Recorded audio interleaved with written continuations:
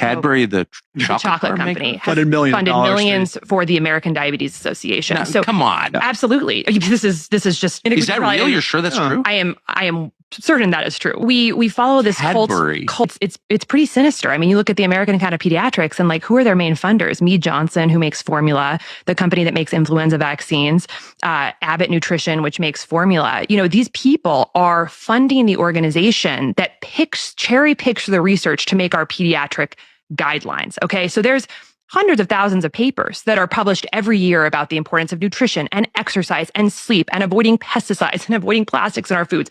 Just tens of thousands of papers every single year. But what goes into the guidelines, which are created by professional organizations like the American Diabetes Association, the American Academy of Pediatrics, who are funded by things like processed food companies, pharmaceutical companies, and then, of course, in the case of the ADA, people like Coca-Cola and Cadbury.